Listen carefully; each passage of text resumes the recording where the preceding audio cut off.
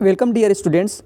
आज की इस क्लास में हम बात करेंगे EMRS KVS NVS tier 2 exam result को लेकर आई नई अपडेट के बारे में। CBSE ने हाल ही में एक स्किल नोटिफिकेशन जारी किया है।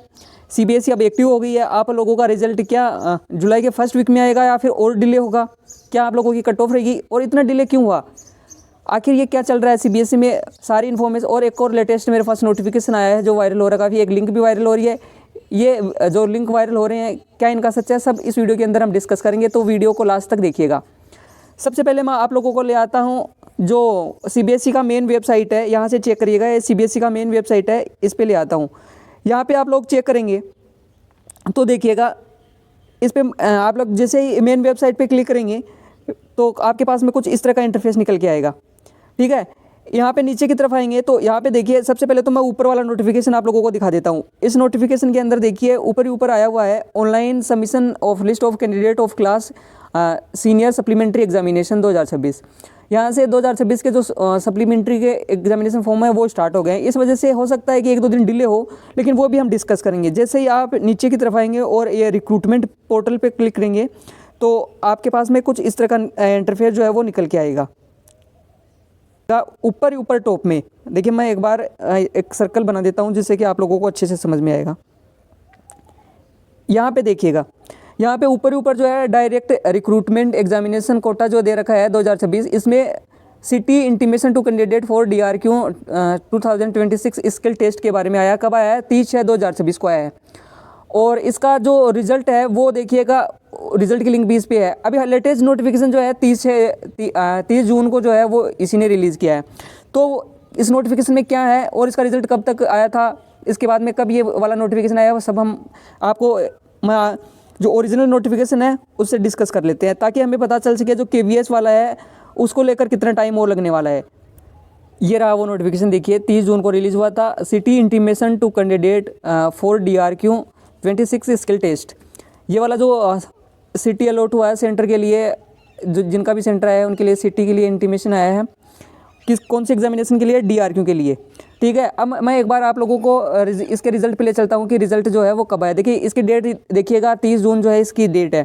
ठीक है, अभी मैं आप लोगों को ले चलता हूँ इसके जो रिजल्ट वाला नोटिफिकेशन आया था उस पर ले ये देखिए, ये वाला रहा रिजल्ट का नोटिफिकेशन। 15 मई 2026 को इनका रिजल्ट आया था। जो DRQ के अंदर जो एग्जामिनेशन होते हैं group 1, group A, group B और ग्रुप डी वाली, इसके अंदर डिफरेंट एग्जाम होते हैं। यहाँ से आप लोग चेक कर सकते हैं कौन कौन से एग्जाम इसके अंदर होते हैं। ये वाला देखिएगा, assistant secretariat, assistant professor, junior translator, junior accountant, junior assistant, ये वाले 15 मई को आता। तो मैं आप लोगों को बार बार जो कह रहा हूँ, देखिएगा 30 मई को इनका जो है 30 जून जो है इसको स्किल टेस्ट का नोटिफिकेशन आया है। 30 जून को स्किल टेस्ट का नोटिफिकेशन आया और 15 मई जो है इसको रिजल्ट आया था। तो आप लोग इसमें देख रहे होंगे कि ज़्यादा टाइम नहीं मिला है इन लोगों को स्किल टेस्ट वाले नोटिफिकेशन के अंदर आने में। तो आप लोग अपनी DV और इंटरव्यू की प्रिपरेशन कीजिए। आप लोग इस चक्कर में ना पड़िए कि कब आप लोगों का रिजल्ट आएगा कब नहीं आएगा। इंटरव्यू में आप लोगों को ज़्यादा टाइम मिलने वाला नहीं है, आपको मुश्किल से 20 से 25 दिन मिलेंगे। ठीक है, और इंटरव्यू ही एक ऐसा अब इन लोगों के पास में बचा है ऑप्शन जिसमें ये स्कैम कर सकते हैं। तो आपको इस स्कैम से बचना है। साथ ही देखिए, जो CBSE है उसके ऑफिशियल से बात हुई थी तो उसमें बताया गया ये था कि जो CBSE है उसने 3 रिजल्ट पेंडिंग थे, वो 3 रिजल्ट आने ज़रूरी थे। एक था जो अपने 12th क्लास है सीनियर बोर्ड, उसका रिवोल्यूशन वाला जो OSM वाला स्कीम चला था वो आ गया था 22 जून को। दूसरा ये DRQ डायरेक्ट रिक्रूटमेंट कोटा के तहत जो भी एग्ज़ाम होते हैं ग्रुप A, B, C वाली, तो इसमें स्किल नोटिफिकेशन का जो है आ गया कल नोटिफिकेशन स्किल टेस्ट का। अब बचा है अपना EMRS KVS और NVS वाला, ये वाला रिजल्ट है। अब देखिए आपका डिस्क्रिप्टिव पेपर वाइज बार तो कॉपी जो है वो थोड़ी अच्छे से जा चुकी है, क्योंकि CBSE की इमेज ऑलरेडी जो है वो ख़राब हो चुकी है। तो अब CBSE वापस से अपनी इमेज ख़राब नहीं करना चाहेगा, तो इसमें थोड़ा टाइम लगेगा। इस टाइम में आप लोग अपनी इंटरव्यू की तैयारी कीजिए, आप अपने माइंड पे फालतू का बर्डन मत लीजिए। अब मैं ले चलता हूँ आपको उस वेबसाइट पे जहाँ पे आप लोग इस लिंक पे क्लिक करोगे तो कुछ आपके पास में कुछ इस तरह का इंटरफेस निकल के आएगा। ये वाली लिंक मैं आप लोगों को डिस्क्रिप्शन बॉक्स में डाल दूंगा, वहाँ से आप लोग चेकआउट कर सकते हैं। देखिए यहाँ पे जो अपना KVS है केंद्रीय विद्यालय संगठन, उसका ऑफिशियल लोगो है। इसमें कैंडिडेट का लॉगिन करवा रहा है डिटेल्स लेके रजिस्ट्रेशन नंबर से, जो कि स्टार्टिंग विद 2598 दिखा रखा है, फिर पासवर्ड दिखा रखा है और सिक्योरिटी पिन दिखा रखा है। जैसे ही आप लोग ये इंटर करोगे और लॉगिन करोगे तो आपका रिजल्ट शो हो जाएगा। कुछ इस तरह का इंटरफेस आ रहा है। लेकिन मैंने अभी रिसेंटली वीडियो के अंदर पहले दिखाया है कि CBSE की ऑफिशियल वेबसाइट पे कोई भी इस तरह का CBSE की ऑफिशियल वेबसाइट जो है उस पर इस तरह का कोई भी लिंक एक्टिव नहीं है। तो मेरी साइड से ये कहना है कि ये वाला जो है बिल्कुल फेक लिंक है। ऐसे फेक लिंक के चक्कर में आप लोग ना रहिए। दूसरा, हम EMRS और KVS जो है उनकी वेबसाइट पे भी चेक कर लेते हैं क्या इस तरह का कोई लिंक है या कोई नोटिफिकेशन आया है कि नहीं आया है। ठीक है, ये रहा KVS का ऑफिशियल वेबसाइट केंद्रीय विद्यालय संगठन का। इसमें जो है केवल और केवल एक नोटिफिकेशन आया है जो 12th बोर्ड रिजल्ट को लेकर आया है, और कोई नोटिफिकेशन इस पर नहीं है।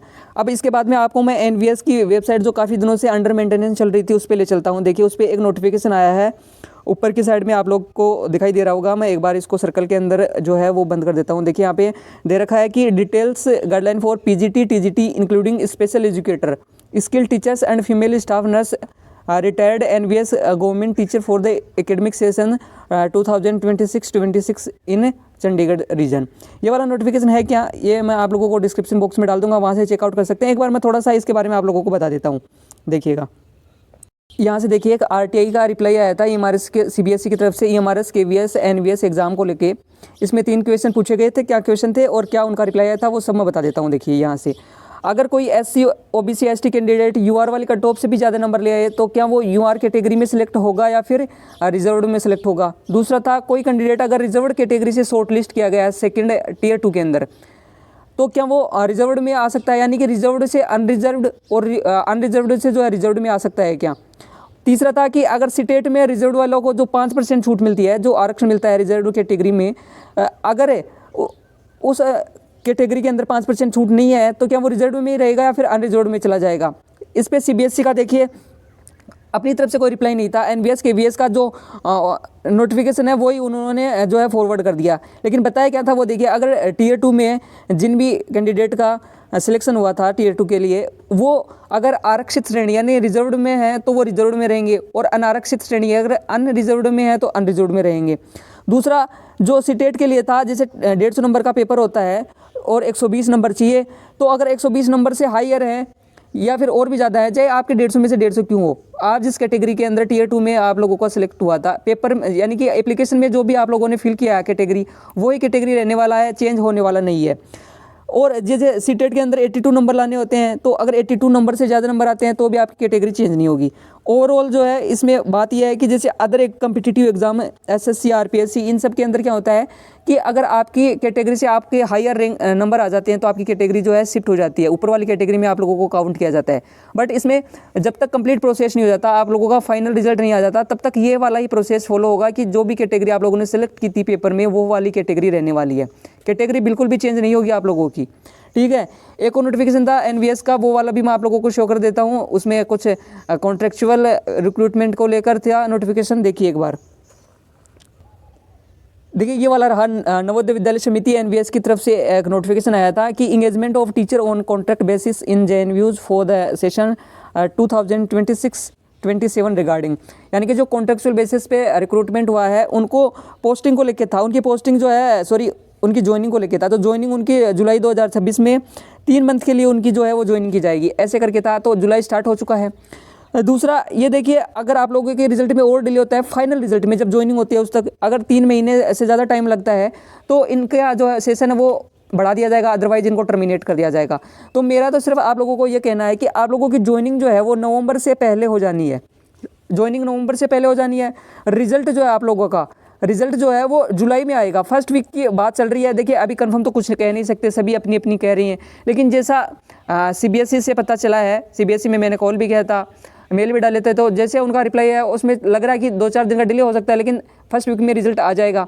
जैसे ही रिजल्ट आता है उसके बाद में आप लोगों का DV होगा और KVS NVS में तो इंटरव्यू होगा, तो उसमें टाइम लगेगा। फाइनल रिजल्ट में जो बॉर्डर लाइन पे हैं वो स्टूडेंट भी जो है वेटिंग में रहेंगे। आप लोग अपनी तैयारी जो है वो कंटिन्यू रखिए, इंटरव्यू के लिए प्रिपेयर कीजिए, डॉक्यूमेंट रेडी कीजिए, और आप लोग इन वेबसाइट के चक्कर में अपना टाइम वेस्ट मत करिए।